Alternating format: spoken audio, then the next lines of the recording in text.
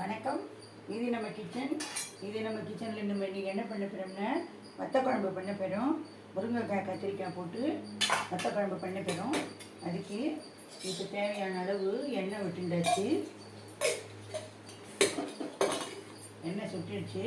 இப்போது நம்ம கடுகு போட்டாச்சு, மிளகாத்தூள் போட்டாச்சு, இந்த துவரம்பருப்பும் போட்டாச்சு, வெந்தயம், கருவேப்பிலை.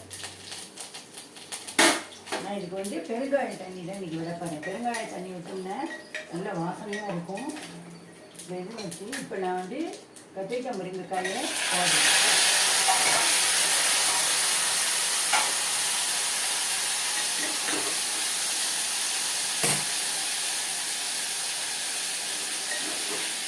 கத்திரிக்காய் முருங்கைக்காயை எண்ணெயிலே வதக்கிட்டு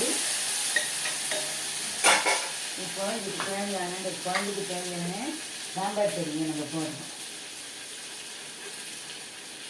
ஒரு 1.5 ஸ்பூன் போட்டால் போதும். இது காரமாக நல்லா இருக்கும். இது ஹோம்மேட் சாம்பார் பொடி தான்.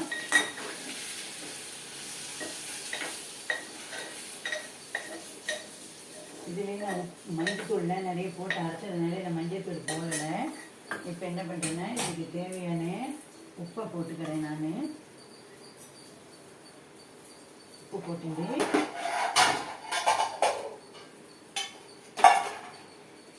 நான் இதில் இப்போ புளியை கரைச்சி வச்சுருக்கேன். நல்ல பெரிய ஒரு 2 சைஸுக்கு புளியை நம்ம கரைச்சி வச்சுக்கணும்.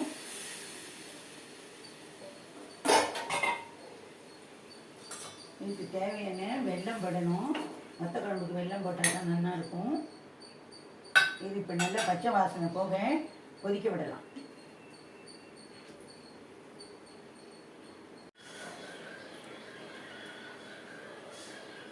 இப்போ முருங்கைக்காய் கத்திரிக்காய் காரக்குழம்பு வத்த குழம்பு நல்லா கொதிச்சுருக்கு.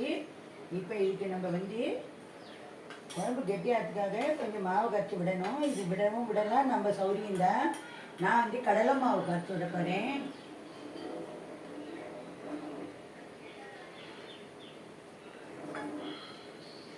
நான் இதில் கடலை மாவு கொஞ்சம் கரைச்சி விட்டுருக்கேன். இது ஒரு கொதி வந்த உடனே டக்குன்னு இறக்கிடணும். அவ்வளோதான், முடிஞ்சது. இது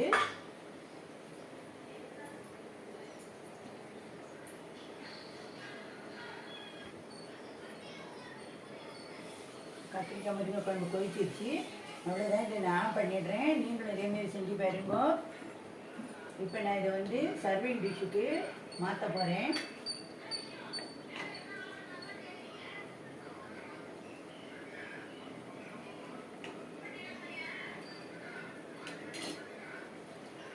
நீங்களும் இதேமாரி பண்ணி பாருங்க.